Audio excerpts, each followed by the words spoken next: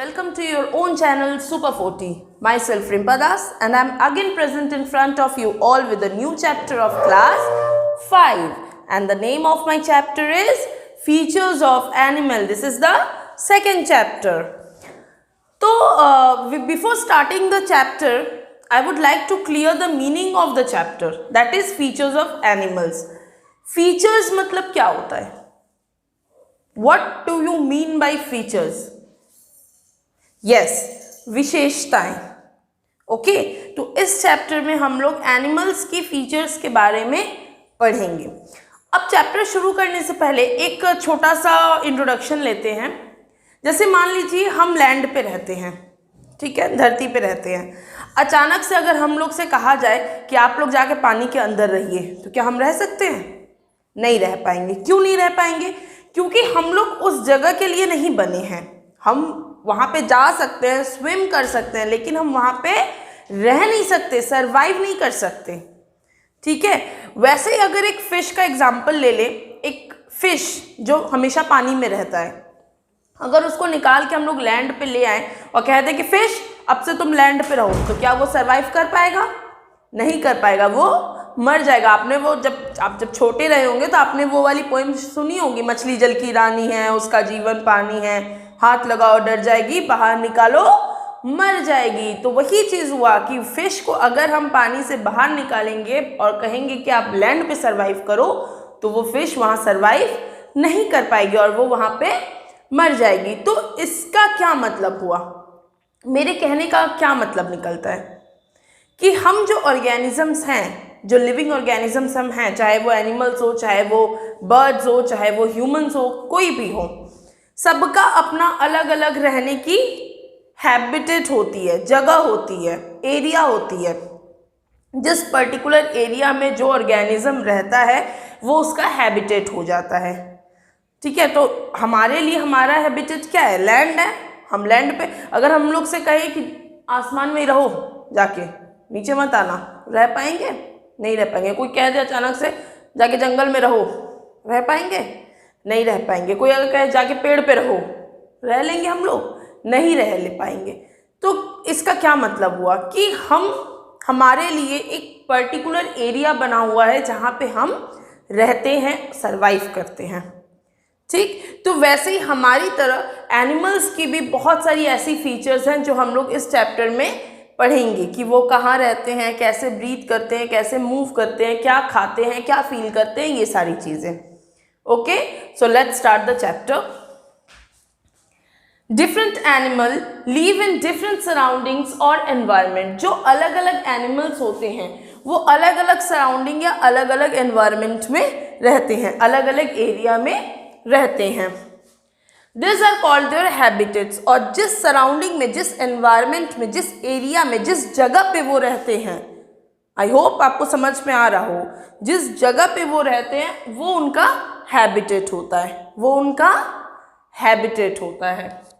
They also differ in habits, body features, shapes and size. अब उनके habitat के according, उनके एनवायरनमेंट के अकॉर्डिंग, उनके सराउंडिंग्स के अकॉर्डिंग उनकी हैबिट अलग होती है, उनकी बॉडी फीचर अलग होती है, उनकी शेप अलग होती है, उनकी साइज अलग होती है. हर एक चीज़ अलग होती है अकॉर्डिंग टू द एनवायरनमेंट और सराउंडिंग, और we can say that according to their habitat. जैसे एक एग्जांपल ले लेते हैं, we humans, does we have wings? हमारे पास पंख है? नहीं है. क्यों नहीं है? हम उड़ते हैं? नहीं उड़ते हैं ना. विंग्स का काम क्या होता है? They help the birds to fly. लेकिन हम तो उड़ते ही नहीं है, तो हमारे विंग्स की ज़रूरत ही नहीं है. हमारे पास लिम्स है. We have 2 hands, 2 legs to walk, move, run, jump and for doing various activities. लेकिन बर्ड्स के पास क्या है? विंग्स हैं. क्यों? ताकि वो फ्लाई कर सके.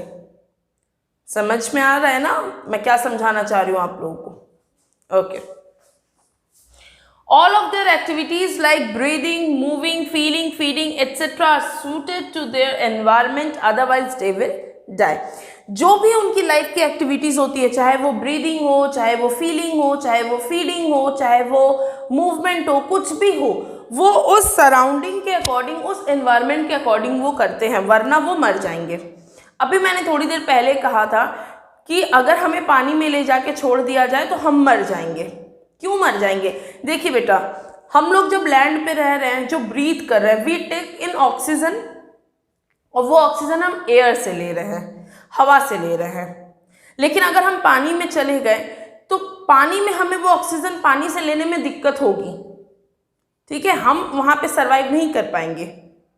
हम लोग लैंड पे हैं, हमारी फीडिंग हैबिट अलग होती है, हम लोग दूसरी चीज़ें खाते हैं, खाना खाते हैं, भोजन जो हम लोग खाते हैं, मान लीजिए चाहे वो हर्बीवोरस हो, कार्निवोरस हो, ओमनीवोरस, कोई भी हो। लेकिन अचानक से अगर हम लोग को ले जाके पानी में छोड़ दे और कहें यहीं रहो, यहीं खाओ, तो क्या हम लोग सरवाइव कर पाएंगे? नहीं कर पाएंगे।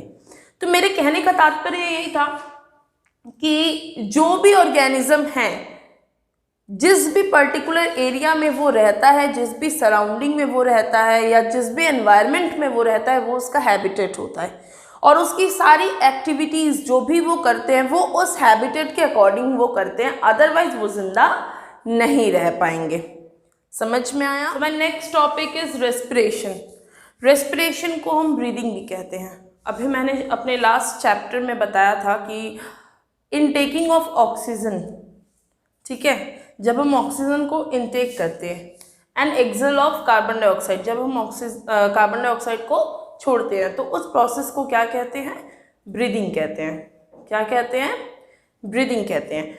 तो अब वही ब्रीदिंग वाला जो फीचर है, जो एक्टिविटी है, रेस्पिरेशन की जो एक्टिविटी है, एनिमल्स में कैसे होती है उसके बारे में हम लोग पढ़ेंगे। बताइए, animals breathe to get oxygen. Animals breathe क्यों करते हैं? ऑक्सीजन के लिए। What does it do? होता क्या है इससे? It burns the food to release energy which is then use for various life activities. मतलब ऑक्सीजन के लेने के बाद क्या होता है, जो भी फूड हम खाते हैं वो उस फूड को बर्न करता है एनर्जी रिलीज करने के लिए, और जो एनर्जी बनती है, जो एनर्जी रिलीज होती है, उस एनर्जी से हम लोग हमारी जितनी भी एक्टिविटीज़ होती हैं लाइफ की, वो सारी एक्टिविटीज़ हम लोग परफॉर्म करते हैं। Land animals gate oxygen from air and aquatic animals get it dissolved in water. अभी मैंने कहा कि हम लोग लैंड पे रहते हैं तो हमें ऑक्सीजन एयर से मिलता है, लेकिन जो एक्वेटिक एनिमल्स होते हैं, what do you mean by aquatic animals? आपको पता है? ये एक क्वेश्चन है, ठीक है, एक्वेटिक एनिमल्स क्या होते हैं? इसका आंसर आप लोग कमेंट बॉक्स में कमेंट करके हमें देंगे, ठीक है। और अगर नहीं आता है, अगर आंसर नहीं आया, तो मैं जब नेक्स्ट चैप्टर पढ़ाना शुरू करूंगी तो मैं यहाँ से शुरू करूंगी कि एक्वेटिक एनिमल्स होते क्या हैं। लेकिन उससे पहले आप लोग इसको सर्च करेंगे और कमेंट बॉक्स में कमेंट करेंगे कि एक्वेटिक एनिमल्स होते क्या हैं। तो जो एक्वेटिक एनिमल्स होते हैं उन्हें ऑक्सीजन कहाँ से मिलता है? उन्हें ऑक्सीजन वाटर से मिलता है। जो वाटर में ऑक्सीजन डिजॉल्व होता है, उस ऑक्सीजन के हेल्प से वो ब्रीथ करते हैं। So they have different types of organs for breathing. और जितने भी ऑर्गेनिजम्स होते हैं सबके पास अपनी अलग अलग ऑर्गन्स होती है ब्रीदिंग करने के लिए, ठीक है। अमीबा, अमीबा एक एनिमल होता है और बहुत छोटा एनिमल होता है, very smallest animal. It can not be seen by naked eye. हम लोग उसको नॉर्मली अपने आँख से नहीं देख सकते, बट ओनली थ्रू माइक्रोस्कोप, और उसको हम लोग सिर्फ और सिर्फ माइक्रोस्कोप के हेल्प से देख सकते हैं, तो उसे माइक्रोब कहते हैं। क्या कहते हैं? माइक्रोब कहते हैं। अमीबा को माइक्रोब क्यों कहते हैं?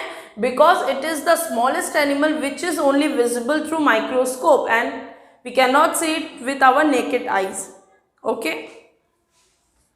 It breathe through its body surface. Amoeba breathe कैसे करती है? उसके बॉडी सरफेस से करती है। अमीबा का स्ट्रक्चर अगर आपने देखा होगा तो ये होता है अमीबा का स्ट्रक्चर, ठीक है, न्यूक्लियस प्रेजेंट होता है इसमें।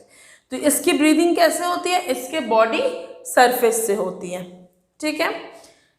Earthworm too does not have a breathing organ, it breathe through its skin. Earthworm, केचुआ, देखा होगा आपने ना, केचुआ तो सबने देखा होगा।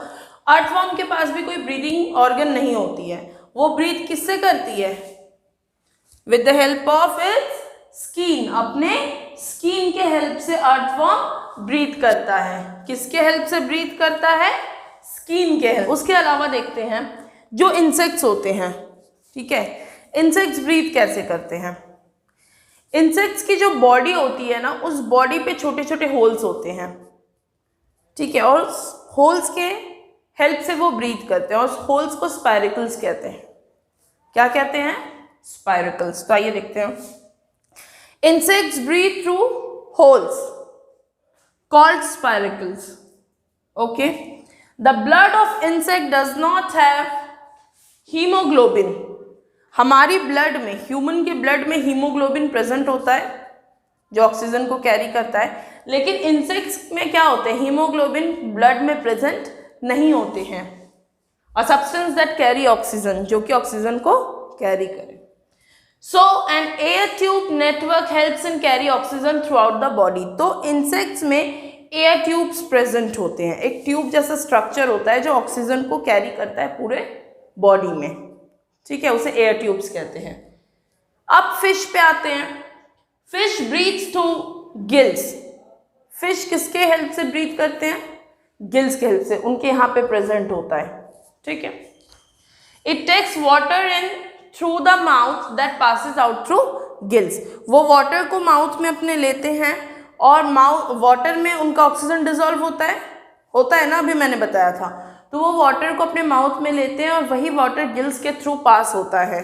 तो जब पास होता है तो वो वहीं से उनकी जो गिल्स होती है वो ब्रीदिंग में हेल्प करता है, वो ऑक्सीजन को अब्जॉर्व कर लेता है। समझ में आया? ओके। बताया कि fish breathe with the help of gills. अब देखिए, crabs, oysters and tadpoles also breathe through gills. जो क्रैब्स होते हैं, जिसको कि केकड़ा कहते हैं ना, ऑयस्टर्स मतलब जिससे पर्ल मिलता है, मोती, वो, और टेडपोल्स जो फ्रॉग का छोटा मतलब चाइल्डहुड स्टेज होता है, उसका जो स्टार्टिंग एज होता है, वो तीन चीज़, ये जो क्रैब्स, ऑयस्टर्स और टेडपोल्स हैं, ये किसके हेल्प से ब्रीथ करते हैं, सांस लेते हैं? गिल्स के हेल्प से। किसके हेल्प से? गिल्स के हेल्प से। अब आते हैं हम फ्रॉग पे। फ्रॉग की जो ब्रीदिंग हैबिट होती है, जो ब्रीदिंग एक्टिविटी होती है, वो बहुत इंटरेस्टिंग होती है, ठीक है। इंटरेस्टिंग इन द वे कि वो 3 तरीकों से सांस लेती है। अब आप पूछेंगे मैम 3 तरीके से कोई कैसे सांस ले सकता है? तो आइए देखते हैं। जो टेडपोल्स होते हैं, अभी मैंने बताया कि टेडपोल्स ब्रीथ करते हैं गिल्स के हेल्प से, ठीक है। जो एडल्ट फ्रॉग होते हैं, जो बड़े मेंढक होते हैं, जब वो पानी में रहते हैं तो उनकी जो नमी वाली स्किन होती है, मॉइस्ट स्किन, वो उससे ब्रीथ करते हैं, सांस लेते हैं। लेकिन मेंढक को आपने देखा होगा कि वो उस पे लैंड पे भी रहते हैं ना। मेंढक फ्रॉग एम्फीबियन होता है ना, वाटर में भी रहता है और लैंड पे भी रहता है। तो जब वो वाटर में फ्रॉग रहता है तो वो ब्रीथ करता है अपने स्किन से, जो उसकी मॉइस्ट स्किन होती है। लेकिन जब वो लैंड पे आ जाता है तो वो किससे ब्रीथ करता है? With the help of lungs. किसके हेल्प से? लंग्स। समझ में आया? तो फ्रॉग में 3 वे से ब्रीदिंग होती है। जब टेडपोल्स है तो गिल्स, एडल्ट फ्रॉग जब वाटर में है तो वो ब्रीथ करते हैं मॉइस्ट स्किन से, और जब लैंड पे है तो वो ब्रीथ करते हैं लंग से। अब आगे कुछ और चीज़ें हम देखते हैं, जैसे बर्ड्स हो गए, रेप्टाइल्स हो गए या एनिमल्स हो गए, वो किससे ब्रीथ करते हैं? They breathe with the help of lungs. वो लंग्स के हेल्प से। अब आप कहेंगे मैम लंग्स के हेल्प से कैसे करते हैं? तो जो वो एयर होता है ना, जो ऑक्सीजन कैरिंग एयर होता है, वो क्या करते हैं? नॉस्ट्रिल्स, जो हमारा ये नोज का जो ये पोर्शन होता है, इससे हम लोग एयर को इनटेक करते हैं, जो हमारे लंग्स तक पहुंचता है विंड पाइप के हेल्प से, ठीक है। और लंग्स के पास बहुत थिन ब्लड वेसल्स होते हैं, बहुत पतले पतले ब्लड वेसल्स होते हैं। फिर वो जो ऑक्सीजन उस एयर के थ्रू जाता है, वो क्या होता है? ब्लड उस ऑक्सीजन को एब्जॉर्व कर लेता है। मैंने बताया कि ब्लड में हमारे हीमोग्लोबिन प्रेजेंट होता है जो ऑक्सीजन को कैरी करता है। तो वो ब्लड क्या करता है? ऑक्सीजन को एब्जॉर्व कर लेता है और कार्बन डाइऑक्साइड को क्या करता है? हमारी बॉडी से बाहर निकाल देता है। ये लंग्स का काम होता है, ठीक है। इसके अलावा जो व्हेल्स और डॉल्फिन्स होते हैं, वो मैमल्स होते हैं, वो वाटर में रहते हैं, लेकिन जब उन्हें ब्रीथ करना होता है तो वो वाटर से बाहर आते हैं अपने लंग्स की हेल्प से वो ब्रीथ करते हैं, एयर से ऑक्सीजन लेते हैं और वो अगेन वाटर में जाते हैं। तो आपने देखा होगा वेल्स और डॉल्फिन्स को कि वो जंप करते हैं पानी से ऊपर फिर नीचे आते हैं। तो वो क्या करते हैं, मैमल्स हैं वो, ठीक है, वो क्या हैं, मैमल्स हैं, वो वाटर में रहते हैं, लेकिन वो ब्रीथ कहाँ करते हैं, वाटर सरफेस से बाहर आते हैं। जब वो बाहर निकलते हैं तो वो अपने लंग्स की हेल्प से एयर से ऑक्सीजन को लेते हैं और फिर वो अगेन वाटर में चले जाते हैं, ठीक है। तो आज हमने फीचर्स ऑफ एनिमल्स में पहला टॉपिक जो हमारा पढ़ा वो रेस्पिरेशन पढ़ा। एक और टॉपिक इसमें है लोकोमोशन, जो कि हम पार्ट 2 में बताएंगे। ये हमारा पार्ट 1, लोकोमोशन काफ़ी लेंदी है, इसलिए मैंने इसको 2 पार्ट में रखा है ताकि आप लोगों को पढ़ने में और समझने में आसानी हो। तो अगर मेरा पढ़ाया हुआ ये चैप्टर, जितना मैंने ये टॉपिक पढ़ाया, अगर आपको अच्छा लगा हो, समझ में आया हो और आपको लगा हो कि आपके साथ साथ ये सारी चीज़ें आपके दोस्तों के लिए भी यूज़फुल है या उनको भी पता होनी चाहिए, तो आप इस वीडियो को लाइक करिए और ज़्यादा से ज़्यादा शेयर करिए, दूसरों तक पहुंचाइए इस वीडियो को। और अगर अभी तक अपने चैनल को सब्सक्राइब नहीं किया है तो प्लीज़ चैनल को सब्सक्राइब करें और बेल आइकन दबाना ना भूलें। उससे क्या होगा, जब आप बेल आइकन दबाएंगे तो जो भी वीडियोस हम लोग अपलोड करेंगे इसका नोटिफिकेशन आप तक पहुँच जाएगा। तो उम्मीद करते हैं कि आपको मेरा पढ़ाया हुआ ये चैप्टर का ये टॉपिक जो रेस्पिरेशन है वो पसंद आया हो। तब तक के लिए थैंक यू और मिलेंगे बहुत जल्द इस चैप्टर के सेकेंड पार्ट के साथ। Take care.